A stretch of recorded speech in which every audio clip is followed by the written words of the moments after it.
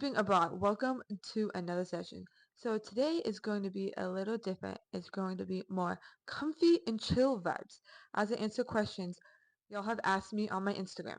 If you don't already follow my Instagram, it is Wales with Ashley, Wales, and I will post everything from starting my journey to study abroad all the way until the end. So if you want to keep up with me, listen to this podcast and follow my Instagram. What made you want to study abroad? So I wanted to study abroad because last year a friend and I were talking about traveling. But we were like, we cannot do that because we are in the midst of college classes and that is hard. So we saw a banner that said study abroad, but it was for the business courses. And we're like, we are the education courses. So that's not going to work out for us.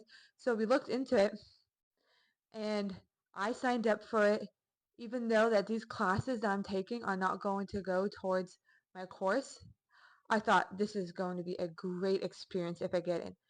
So I signed up for it, and then a month or two later, I got an email that says you have been accepted into your study abroad program. And let me tell you, that changed so much for me. For the best, of course. I was so excited. I could not wait to tell anyone. So I had to tell my family, I had to tell my boyfriend, I had to tell all my family that I still talk to who live over in the UK, and people that I know here, and my friends from college. I was just so excited to tell everyone about this opportunity that I could not wait. This is going to open so many new doors and open up so many possibilities that I'm so excited about. How did you choose your destination? So, in the short amount of time I have before I actually go to my study abroad place, which is Cardiff, Wales in the UK, I was like, I did not want to have to learn a new language because that is going to be so hard learning a new language in that short amount of time and then having to implement it when I'm over there and also learn it at the same time as taking my classwork and traveling. That was just so hard. So I wanted something, a place that's simple and spoke English. And then I looked at the whole list of places they gave you, and I saw Cardiff, Wales. And I'm like, one, my family lives there, so I can also see like all the traditions that they have and how they live over there, and also go visit them when I'm over there. And two, this place spoke English, so that made it so much easier for me to choose that place. What is one item you have to bring that's a non-negotiable?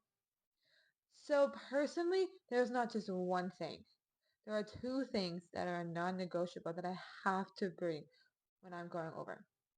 One is a picture of my family and my boyfriend. No matter the day, the week, the month, no matter if I miss them, I know that they are there with me no matter what. Just by me looking at the pictures of them and also looking at the picture of my boyfriend, it's just going to bring me personally so much more comfort that I know I do not have to worry about anything because everything is going to be okay. And then my second thing that I had to bring, and you're probably going to be like, really? Do you have to bring this? Is my portable charger. I want to be able to document everything through videos and pictures and also have GPS if I need to travel somewhere like by myself or get to class. Then I can look that up on GPS so I do not get lost and don't have to worry about being late or just don't have to worry about anything. So a portable charger is going to be so important for me to bring. What's been the hardest part about getting ready to leave? So as you can see, I am so over the moon excited to go. Like this is going to be the best experience for me. I'm so excited. Cannot wait. This Friday, I leave in 2 weeks to start my journey, and I'm so excited. But there are two things that I am not ready to leave. And it's going to be so hard and going to be such a big adjustment. Is one, going to be leaving my family. I have not been away from my family for 3.5 months. And that is going to be the hardest thing, having to rely on myself for everything. And if something goes wrong, I can't just call and be like, hey, can you come over here? Or I had to call and be like, hey, what's your opinion on this? Like, I had to figure out everything on my own, which would make me grow as a person, which is amazing. But it still would be hard for me knowing that they just won't be able to come over and help me. And then two, my boyfriend. That is going to be so hard. The longest we have been without each other is 2 months, and that was so hard. Now trying to go 3.5 months without seeing each other and only seeing each other for 1 week the whole time is going to be so difficult. But I think it is going to grow our relationship and teach us that no matter where we are still in a strong relationship and we can still be here for each other. Do you plan to travel outside your host city?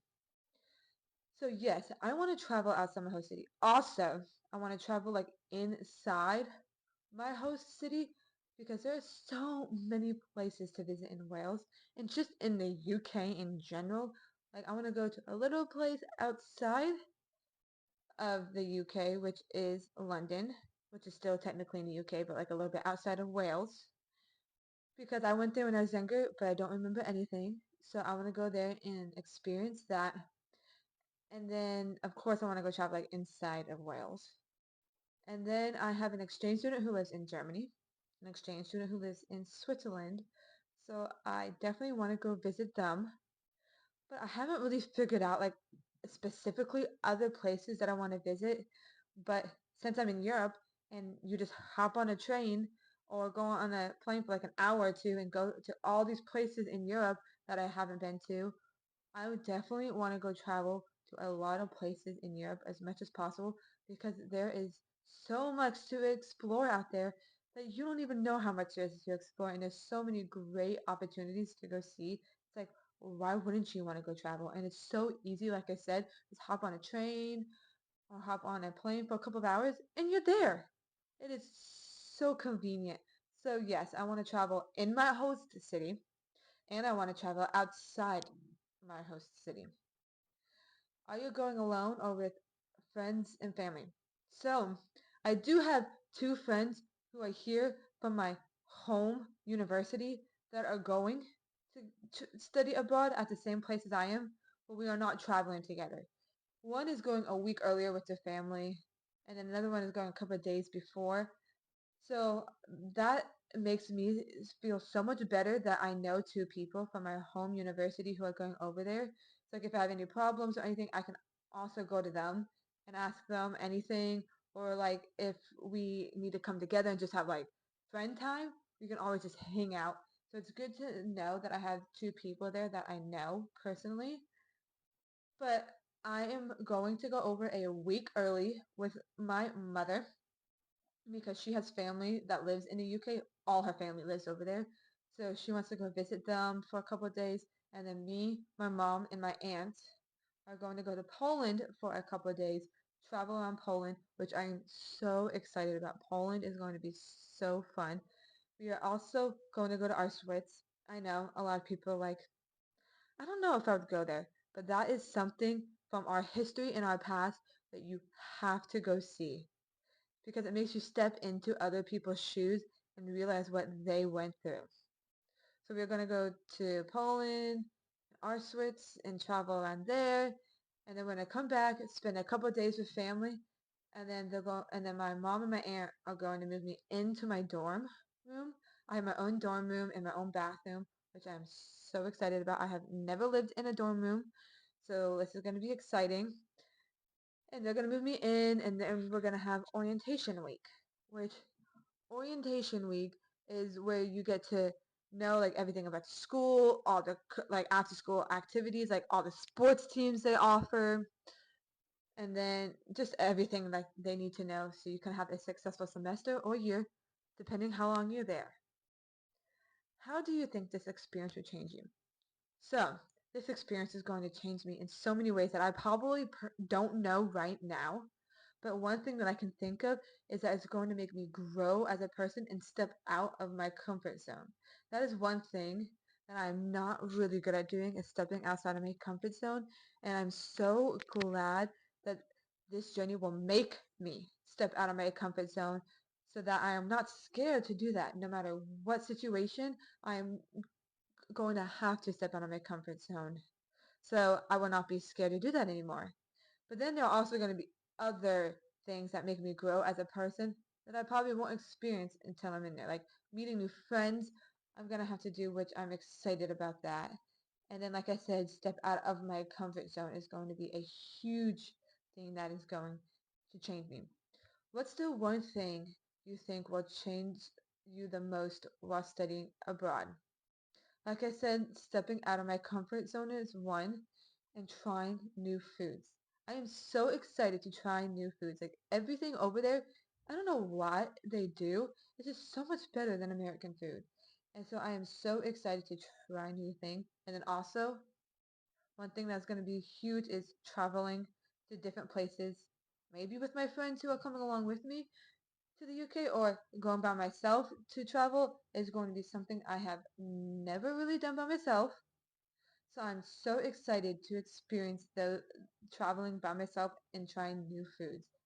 I know trying new foods is not that big, but like there's so much great food over there that I'm just so excited. And then traveling alone, like I said, is going to be so nerve-wracking, but also so exciting. Do you have any plans to get involved in local activities or clubs? So, currently, right now, I am part of my club tennis team at my home university, and I am the vice president, which, yes, that is so exciting. I just got announced as being the vice president for the next semester, so fall and spring semester, and I did not think that I would ever be the vice president of this club team. Like I just joined just to meet new people, and I love this team so much. Like it is so fun to be able to travel around Florida and play against other teams. Like that is so exciting. And now being the vice president, that is huge. Like I am so excited for this opportunity. But they do have so many clubs over at the UK, Cardiff University. They have so many clubs over there. Like I'm like, how do you know which one to choose? Like they have so many cool opportunities. So I'm gonna try to join as many as possible. But the one club that I really want to join is the club tennis team, of course. Like that is going to be so cool. Going 3.5 months and not being able to play tennis is not going to happen. So I definitely want to try to join the club tennis team, meet other people, play against other teams around Cardiff, and see how their team plays and how playing against other universities in the UK is so different from how my team is. Like that's or like how it's so similar. It's just going to be so cool to see the similarities and differences from each team and how it works. Is just going to be so awesome, and I love playing tennis. So I am going to make sure that I'm able to play tennis while I'm over there. And then like they have so many other clubs that I want to join. I'm just going to try to join as much as possible so I can meet new people and so that I have more friends when I'm over there. It's just like opens up a whole new experience for me that I'm so excited to see all the clubs that they have to offer over there. What's the first meal or snack you want to have when you arrive? So, I know everyone says when you go over to the UK, it is like everyone says that you have to have the fish and chips. And personally to me, I'm definitely going to have the fish and chips. Like that is my favorite thing to have when I go over there. Like when I used to visit my family, that was the first thing I had when I landed. Is fish and chips. There's just the fish is actually like a big piece of cod, which is so good. It's not like our it's not like our fish sticks that we have over here, which let me tell you personally, I do not like over here. And then it had like actual chips, not French fries. Which let me tell you, the fish and chips over there is just 10 times better than the fish and chips we have here. Oh, the little fish sticks and the little fries we have does not compare to the actual big piece of cod and then the chips that they have. And then one thing you have to do if you never tried this is sprinkle some vinegar on it, let me tell you, it changes the whole dish and makes it so good. So that is the first meal I'm definitely having when I'm over there. Even though it may be a cliche because everyone says you have to have that when you're over there. But they are right. It is just so good tasting. And then the second thing that you have to have is a snack that I will have when I'm over there is chocolate and the crisps. The crisps are chips. That's what they call it over there, by the way. And it is going to be quavers. So the chocolate that you have to have when you're over there are cranberry or Kinder chocolate. So the Kinder chocolate can come in a chocolate egg that has a little toy in there, which over here they still have the chocolate egg, but it comes with like pudding in the middle because they're not allowed to sell the little toy inside it, which takes out all the fun of it because when you open the chocolate in the UK, there's like a little egg and then you open that and there's a little toy in there for your kid or for you or for whoever. So it just makes the surprise so much better. Or they had like the little chocolate bars for the Kinder chocolate that has like the cream filled milk. And that is personally my favorite. Like I love that. And then the other chocolate that is so known over there that you have to have is their cranberry chocolate. The cranberry chocolate is so good. They have so many flavors like milk chocolate, dark chocolate. Um, they have like raisin and nut, which is personally my favorite. I love the raisin and nut one. It's just so good. But like the cranberry and Kinder chocolate is not the same as the US. The US makes it in the US, which I found out, and it just doesn't taste the same. But if you go to the UK or get it imported from the UK, you would definitely be able to taste the difference in the chocolate. It's just so much better over there. I don't know why the food and like candies and snacks are just so much better over in the UK. Maybe because they don't mass produce it like they do over here and put so much artificial flavors and all that gross stuff in the food like they do here. It's just so much better over there. And then the crisps that I was talking about, crisps or chips, is the quavers.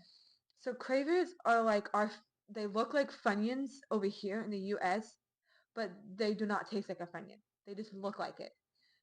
It is like so much better than a Funyun. It is so good. It's like a cheesy, like crunchy chip that is just so amazing. And every like Christmas, my aunt usually sends us like a whole package of like chips and some like Welsh cakes also is something that you have to have. Welsh cakes and tea.